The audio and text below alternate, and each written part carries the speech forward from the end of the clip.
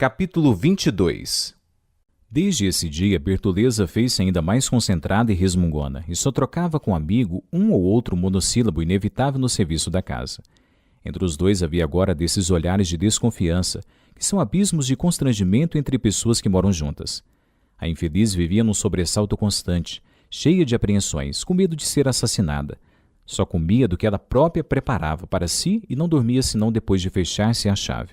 À noite, o mais ligeiro rumor a punha de pé, olhos arregalados, respiração convulsa, boca aberta e pronta para pedir socorro ao primeiro assalto. No entanto, em redor do seu desassossego, do seu mal-estar, tudo ali prosperava forte e grosso, aos contos de réis, com a mesma febre com que dantes. Em torno da sua atividade de escrava trabalhadeira, os vinténs choviam dentro da gaveta da venda. Durante o dia paravam agora em frente do armazém carroças e carroças com fardos e caixas trazidas da alfândega, em que se liam as iniciais de João Romão, e rodavam-se pipas e mais pipas de vinho e de vinagre, e grandes partidas de barricas de cerveja e de barris de manteiga e de sacos de pimenta. E o armazém, com as suas portas escancaradas sobre o público, engolia tudo de um trago, para depois ir deixando sair de novo, aos poucos, com um lucro lindíssimo que no fim do ano causava assombros. João Romão fizera-se o fornecedor de todas as tabernas e armarinhos de Botafogo. O pequeno comércio sortia-se lá para vender a retalho.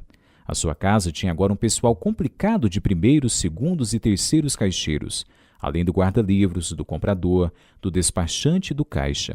Do seu escritório saíam correspondências em várias línguas, e por dentro das grades de madeira polida, onde havia um bufete sempre servido com presunto, queijo e cerveja, faziam-se largos contratos comerciais. Transações em que se arriscavam fortunas, e propunham-se negociações de empresas e privilégios obtidos do governo, e realizavam-se vendas e compras de papéis, e concluíam-se empréstimos de juros fortes sobre hipotecas de grande valor. E ali ia de tudo, o alto e o baixo negociante, capitalistas adulados e mercadores falidos, corretores de praças, zangões, cambistas, empregados públicos que passavam procuração contra o seu ordenado, empresários de teatro e fundadores de jornais, em aparos de dinheiro, viúvas que negociavam o seu montepio, estudantes que iam receber a sua mesada, e capatazes de vários grupos de trabalhadores pagos pela casa, e destacando-se de todos, pela quantidade, os advogados e a gente miúda do fórum, sempre inquieta, farisqueira, a meter o nariz em tudo. Feia, a papelada debaixo do braço, a barba por fazer. O cigarro babado e apagada a um canto da boca. E como a casa comercial de João Romão prosperava igualmente a sua avenida. Já lá, se não admitia assim qualquer perrapado, para entrar era preciso carta de fiança e uma recomendação especial. Os preços dos cômodos subiam, e muitos dos antigos hóspedes, italianos principalmente, iam, por economia, desertando para o Cabeça de Gato, e sendo substituídos por gente mais limpa. Decrescia também o número das lavadeiras, e a maior parte das casinhas eram ocupadas agora por pequenas famílias de operários, artistas e praticantes de secretaria. O cortiço aristocratizava-se. Havia um alfaiate logo à entrada, homem sério, de suíças que cozia na sua máquina entre oficiais, ajudado pela mulher, uma lisboeta cor de nabo, gorda, velhusca, com um princípio de bigode e cavanhaque, mas extremamente circunspecta.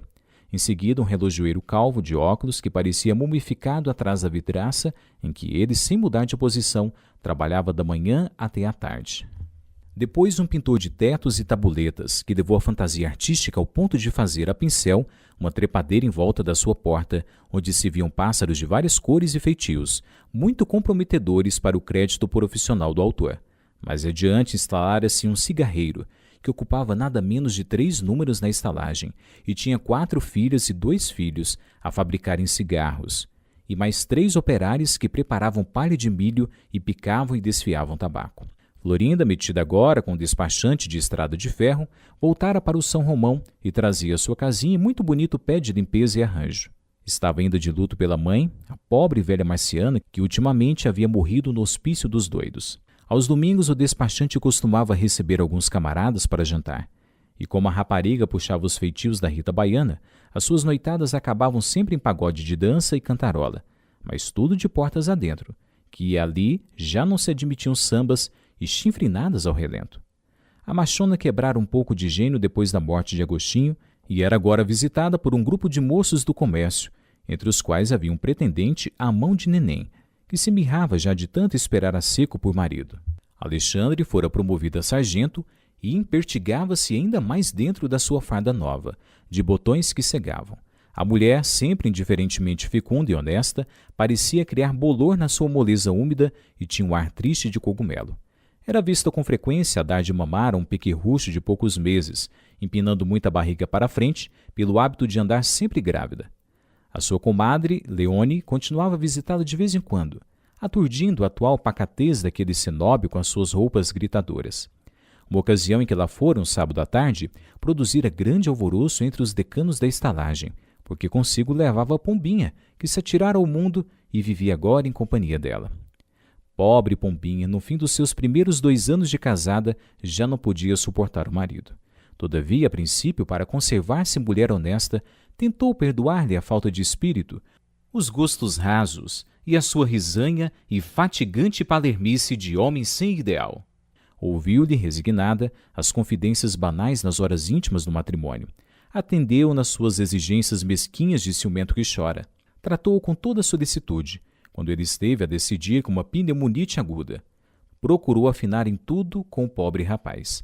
Não lhe falou nunca em coisas que lhe cheirassem a luxo, a arte, a estética, a originalidade. Escondeu a sua mal-educada e natural intuição pelo que é grande, ou belo, ou arrojado, e fingiu ligar interesse ao que ele fazia, ao que ele dizia, ao que ele ganhava, ao que ele pensava e ao que ele conseguia com paciência na sua vida estreita de negociante e rotineiro. Mas, de repente, zás, faltou-lhe o equilíbrio e a mísera escorregou, caindo nos braços de um boêmio de talento, libertino e poeta, jogador e capoeira. O marido não deu logo pela coisa, mas começou a estranhar a mulher, a desconfiar dela e a espreitá-la, até que um belo dia, seguindo-a na rua sem ser visto, o desgraçado teve a dura certeza de que era traído pela esposa. Não mais com o poeta libertino, mas com o artista dramático que muitas vezes lhe arrancara a ele sinceras lágrimas de comoção, declamando no teatro em honra da moral triunfante e estigmatizando o adultério com a retórica mais veemente e indignada. Ah, não pôde iludir-se, e a despeito do muito que amava a ingrata, rompeu com ela e entregou-a à mãe, fugindo em seguida para São Paulo. Dona Isabel, que sabia já, não desta última falcatrua da filha, mas das outras primeiras, que bem a mortificaram, coitada, desfez-se em lágrimas, aconselhou-a a que se arrependesse e mudasse de conduta. Em seguida escreveu ao genro, intercedendo por Pombinha, jurando que agora respondia por ela e pedindo-lhe que esquecesse o passado e voltasse para junto de sua mulher. O rapaz não respondeu à carta e daí a meses Pombinha desapareceu da casa da mãe. Dona Isabel quase morre de desgosto. Para onde teria ido a filha? Onde está? Onde não está? Procura daqui, procura daí? Só a descobriu semanas depois. Estava morando no hotel com a Leone. A serpente vencia afinal. Pombinha foi, pelo seu próprio pé, atraída, meter-se-lhe na boca. A pobre mãe chorou a filha como morta, mas visto que os desgostos não lhe tiraram a vida por uma vez, e como a desgraçada não tinha com que matar a fome, nem forças para trabalhar, aceitou de cabeça baixa o primeiro dinheiro que Pombinha lhe mandou. E desde então aceitou sempre, constituindo-se a rapariga no seu único amparo da velhice, e sustentando-a com os ganhos da prostituição. Depois, como neste mundo uma criatura a tudo se acostuma, Dona Isabel mudou-se para a casa da filha. Mas não aparecia nunca na sala quando havia gente de fora. Escondia-se. E se alguns dos frequentadores de Pombinha a pilhava de improviso, a infeliz, com vergonha de si mesma, fingia-se criada ou dama de companhia. O que mais a desgostava, e o que ela não podia tolerar sem apertos de coração, era ver a pequena endemoniar-se com champanha depois do jantar e pôs-se a dizer tolices e a estender-se ali mesmo no colo dos homens. Chorava sempre que a via entrar ébria, fora de horas, depois de uma orgia. De desgosto em desgosto, foi se sentindo enfraquecer e enfermar, até cair de cama e mudar-se para uma casa de saúde, onde afinal morreu. Agora, as duas cocotes, amigas inseparáveis, terríveis naquela inquebrantável solidariedade que fazia delas uma só cobra de 2 cabeças, dominavam o alto e o baixo Rio de Janeiro. Eram vistas por toda parte onde houvesse prazer. À tarde, antes do jantar, atravessava o catete em carro descoberto, com a Juju ao lado. À noite, no teatro, em um camarote de boca, chamavam sobre si os velhos conselheiros desfibrados pela política e ávidos de sensações extremas, ou arrastavam para os gabinetes particulares dos hotéis os sensuais e gordos fazendeiros de café que vinham à corte esbodegar o farto produto das safras do ano, trabalhadas pelos seus escravos. Por cima delas duas, passara uma geração inteira de devassos.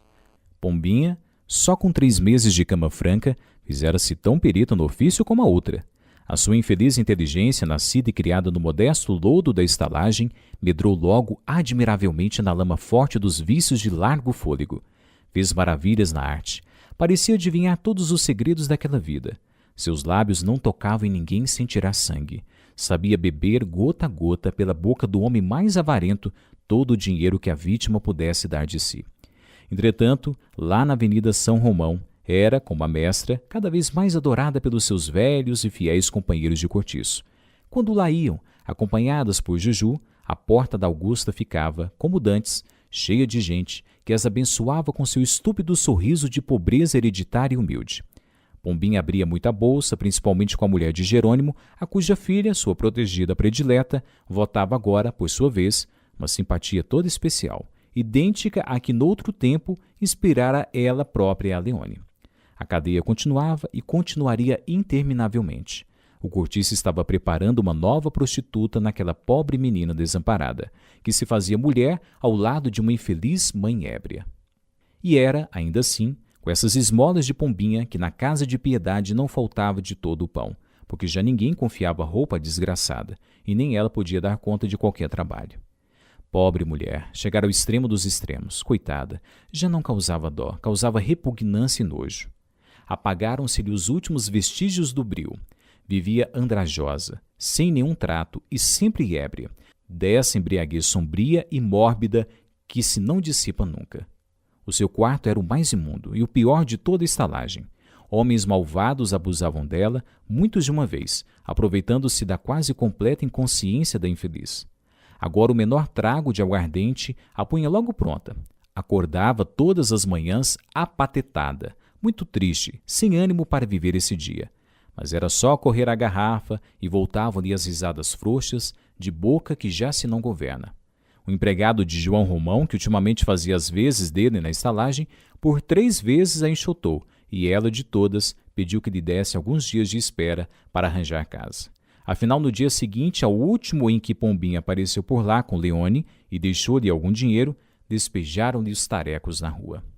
E a mísera, sem chorar, foi refugiar-se, junto com a filha, no Cabeça de Gato, que à proporção que o São Romão se engrandecia, mais e mais ia se rebaixando acanalhado, fazendo-se cada vez mais torpe, mais abjeto, mais cortiço, vivendo satisfeito do lixo e da salsugem que o outro rejeitava, como se todo o seu ideal fosse conservar inalterável para sempre o verdadeiro tipo da estalagem fluminense, a legítima, a legendária, aquela em que há um samba e um rolo por noite, aquela em que se mata um homem sem a polícia descobrir os assassinos, viveiro de larvas sensuais, em que irmãos dormem misturados com as irmãs na mesma lama, paraíso de vermes, brejo de lodo quente e fumegante, donde brota a vida brutalmente como de uma podridão.